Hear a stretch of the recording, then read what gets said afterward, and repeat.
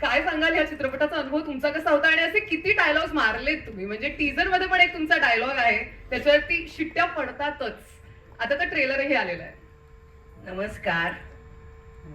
या सिनेमात मी जी दिसते त्या सगळ्याचं श्रेय आमचे जानवलकर साहेब. त्यांनी माझं नाव सुचवलं म्हणून मी या सिनेमात एंट्री घेतली. नाही तर मला माहितही नव्हतं यांचा पिक्चर चाललाय काय, कारण कळतच नाही ना, मी विचारतच नाही कधी कोण. खरं ते सांगते, कशाला विचारते. पण ज्या वेळेला मला आमचे विविध कोरगावकर, माझे डायरेक्टर आणि ननावरे या दोघांनी मला, आम्ही तिघं हॉटेलात भेटलो, तिथे मला माझी स्टोरी सांगितली, तू काय करते, काय करायचंय आणि किती दिवसाचं काम आहे. तर मी जरा नाखुश होते, 3च दिवसाचं काम आहे म्हणून. पण म्हटलं जाऊ दे, नवीन लोकांच्यात काम करूया म्हणून केलेलं आहे. पण मजा आली मला या पोरांच्यात काम करताना, मला खूप मजा आली. आणि नवीन डायरेक्टर बरोबर काम करताना त्याही पेक्षा जास्त मजा आली. क्या बात आहे. खूप छान त्यांनी काम केलं. त्याला टेन्शन असणार, दडपण असणार, कारण एवढी राक्षसांच्या बरोबर काम करणार. त्यामुळे जरा बिचारा थांबलेला होता. पण त्यांनी खूप छान काम करून घेतलं आणि कोणीही मुलांनी त्याला त्रास दिला नाही. त्यामुळे काम चांगलं जमून आलं, भट्टी चांगली जमली आणि आमची तुंबाडची मंजुळा झालेली आहे. वा वा वा. तुम्ही म्हणालात तसं तुम्हाला यांच्या सगळ्यांसोबत काम करायची इच्छा होती आणि मजा आली म्हणून तुम्ही केलं. तसं मला अगदीच दिसतंय की त्यांनाही तुमच्यासोबत काम करून तितकीच मजा आली आहे. आज तुमच्या इथे असण्याची सुद्धा आम्हा सगळ्यांना खरंच खूप मजा येते. एकदा जोरदार टाळ्या आवडीसाठी झाला. मग सर तुम्हाला विचारायला आवडेल की इंग्लिश डायलॉग्स पण जे काही तुम्ही मारलेले आहेत ट्रेलर मध्ये, ऍक्टिंग हा वगैरे, how was your experience of the film? It was wonderful. I must say that. And I'm thankful to Nadesh ji and then Vivid ji, Chandrasekhar ji, and my all colleagues. They appreciated me a lot. आणि खरं सांगायचं झालं तर ही एक वेगळी भूमिका आपल्या वाट्याला यावी याच्यासारखा आनंद नाही. सगळ्यात महत्वाचं या भूमिकेचं मला आवडलेलं वैशिष्ट्य, मला खूप केस आहे. तुम्ही बारकाईनं पाहिलं असेल तर तुम्हाला खूप प्रभावित ते वाटणार आहे आणि ते मला खूप छान वाटलं. आणि तुम्ही गावातल्या खूप लोकांची केस घेतलेली सुद्धा आहे हो, ट्रेलर मधून हो. दिसतंय. आणि हा चित्रपट खरोखरीच एका नवीन दिग्दर्शकाने केला आहे आणि त्याचा हा दुसराच प्रयत्न आहे असं सांगूनही खरं वाटणार नाही. इतकं चांगला त्याचा अभ्यास, सिनेमाची जी भाषा असते ती त्याला इतकी उत्तम पद्धतीनं कळालेली आहे आणि 48 जणांची मोठ बांधणं ही काही फार सोपी गोष्ट नाही. आणि त्याला मिळालेल्या अल्प कालावधीमध्ये त्यांनी अतिशय सुंदर अशी कलाकृती रसिकांच्या मनोरंजनासाठी साकार केलेली आहे. त्याबद्दल आधी त्याचं मनापासून अभिनंदन.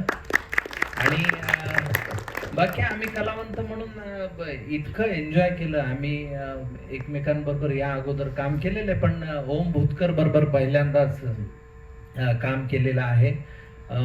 त्याच्या नजरेतनं मी चांगलं केलंय की नाही हे आत्ता जरी कळत नसलं तरी चांगलं आहे असं त्याने दाखवलं होतं त्या माझ्या काही प्रसंगांमध्ये. आणि हा सिनेमा नेहमी आपण म्हणतो की मराठी सिनेमाचा आशय आशय आशय आपण सातत्याने म्हणतो, पण हा आशय असा आहे की आबालवृद्धांनी कुटुंबाने एकत्रित नातवाने आजोबाच्या मांडीवर बसून बघावा असा सिनेमा झी स्टुडिओने निर्माण केलेला आहे. आणि महाराष्ट्रभरात आता जी उन्हाची काहिली सगळ्यांनी अनुभवली त्यानंतर एक सुखद सर यावी तसा तुंबाडची मंजुळा हा सिनेमा येत्या 5 जूनला येतो आहे. तर महाराष्ट्रातील तमाम रसिक प्रेक्षकांना आवाहन, चित्रपटावर 3 पद्धतीचे ट्रोलर्स असतात असं माझं मत आहे. एक म्हणजे जेन्युइनली ट्रोलिंग करणारे, ज्यांनी सिनेमा बघितला आणि मग सांगितलं की बा आम्हाला हे आवडलं किंवा नाही आवडलं, त्यांना निश्चितपणे उत्तर द्यावं. दुसऱ्या असतात की आपण मत मांडलंच पाहिजे, आपल्याला त्या विषयातलं कळो नाही कळो पण आपलं आलंच पाहिजे तिथे एक पॅराग्राफ, अशी एक मंडळी असतात. त्यांच्याकडे तसं आपण समंजसपणे पाहिलं पाहिजे. आणि तिसरा एक वर्ग असतो ज्याला एक शिवीच द्यायची असते, काही असतं. त्या तिसऱ्या वर्गाकडे अजिबात बघण्याची तशी गरज नाही असं मला वाटतं. हा चित्रपट प्रेक्षकांनी आवर्जून पाहावा. जर आवडला तर 100 जणांना सांगावं, नाही आवडला तर 200 जणांना सांगावं, असंही आवाहन या निमित्ताने करतो. आणि सगळ्यांनी चित्रपटगृहात येऊन चित्रपट बघितला तर मग मराठी सिनेमाला चांगले दिवस आम्हालाही पाहायला मिळतील. वा, क्या बात आहे. एकदा जोरदार टाळ्या मग सरांसाठी. म्हणजे यंदा 7 जूनला पावसाची वाट बघायची गरज नाहीये, त्याच्या आधीच 5 जूनला ही हास्य सर या वेळेस हास्याचा पाऊस हास्याची येतोय. सर आणि पाऊस एकत्रितच आहे, पहा तुम्ही. वाह, मी वाह. आजच सांगून टाकतो हे. कवाल कवाल. आणि हा. तुम्ही साधारण भाकीत सांगताय त्यामुळे आमचा पूर्ण विश्वास आहे. आणि तुंबाडची मंजुळा कोण, ह्या तुझ्या प्रश्नाचं उत्तर सादिक चितळीकर. मला असं वाटतं आज घरी गेल्यानंतर मला झोपेत पण रॅन्डम नावं आठवू शकतात. तुंबाडची मंजुळा ही व्यक्ती असू शकते, पण नाही, कळेल 5 तारखेला तर आपल्या सगळ्यांना कळेलच. जितू दादाला मला प्रश्न विचारायला आवडेल की साधारण तू या गावचा नारायणस असं म्हणायला हरकत नाही, कारण तू सगळीकडे दिसतोयस आणि तू खूप हिरिरीने गोष्टी करतोयस. पण मंजुळेचं आणि तुझं नेमकं काय कनेक्शन आहे? तूही तिला शोधतोयस का की तूच मंजुळा आहे?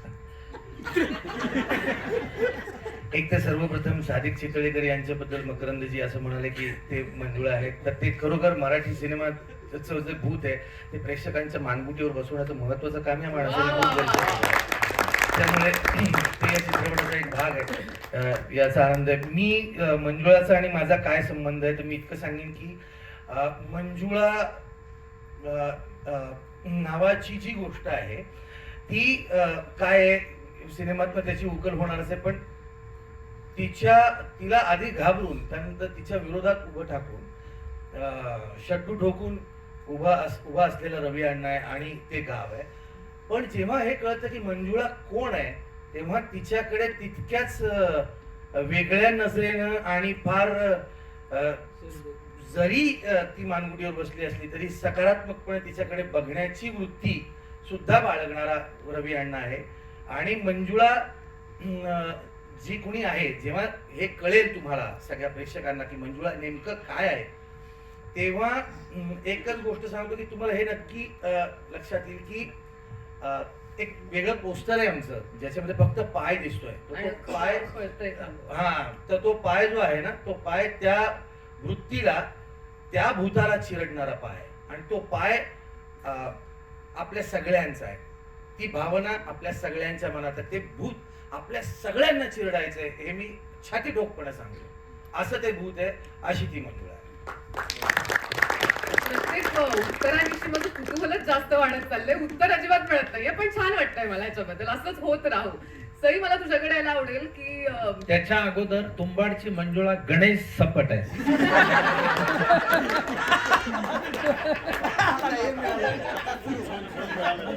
मला उत्सुकता आहे की या कार्यक्रमाचा शेवट होईपर्यंत फोन झालेला असणार आहे तुंबाडची मंजुळा नक्की. मी आहेच आहे.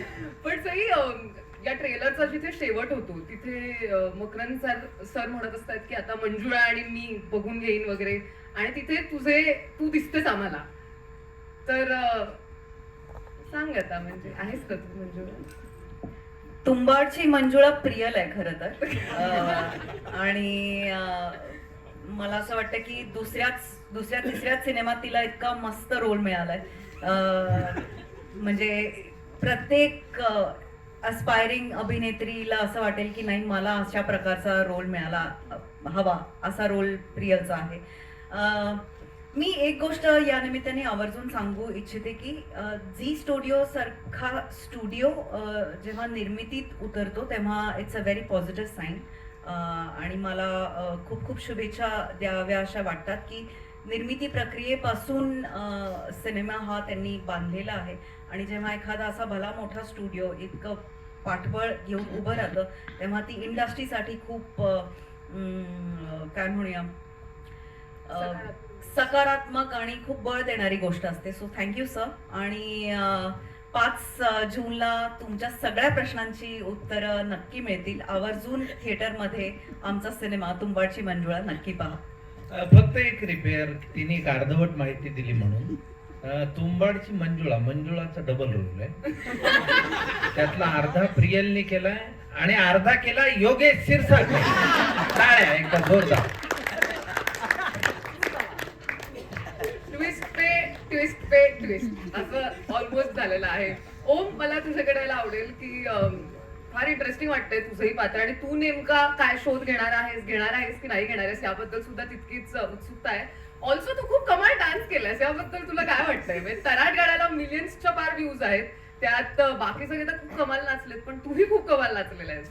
तू हे खरंच बोलतेस का इंटरव्ह्यू घ्यायचा म्हणून मी नाही, मला खरंच म्हणजे जेन्युअनली तुला असं वाटत असेल तर खरंच मला म्हणजे थँक्यू सो मच.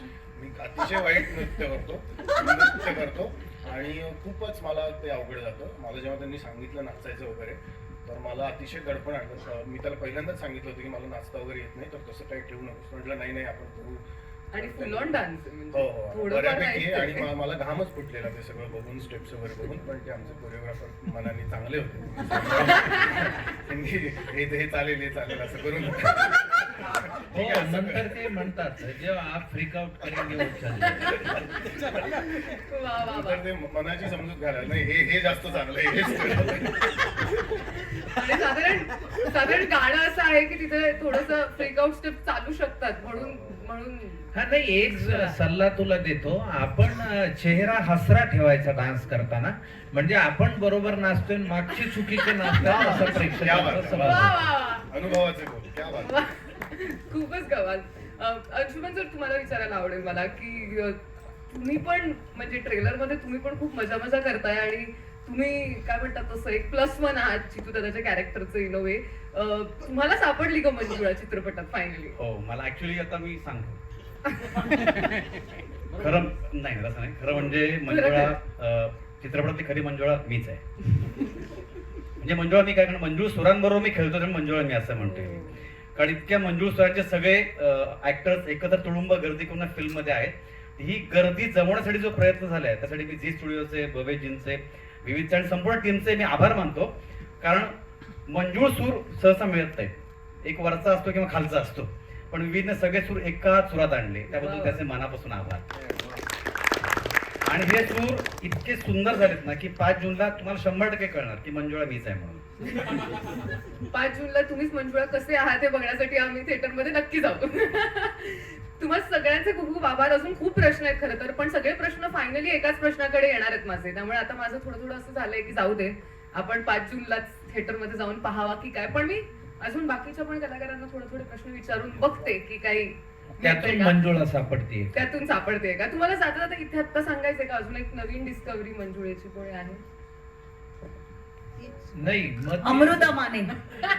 नाही, डिस्कवरी सांगितली तर आता रहस्यच फुटेल. आता एवढेच राहिलेत प्रोबॅबिलिटी, त्यामुळे आम्ही काही ते त्यात भानगडीत पडत नाही आणि आम्ही ती गुपित ठेवतो. आता हे 3 जण आहेत, पण मला नाही बोलायचं.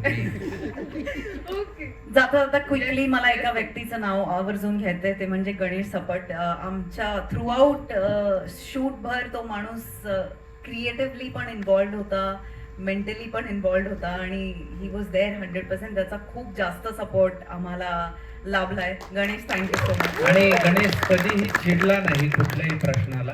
कुठलीही चिडणारी परिस्थिती असली तरी त्याने हसत मुखाने सगळं सांभाळलं, त्याबद्दल मनपूर्वक अभिनंदन. क्या बात आहे. तुम्हाला सगळ्यांना बसण्याची विनंती आहे. जोरदार टाळ्या या सगळ्या कलाकारांसाठी.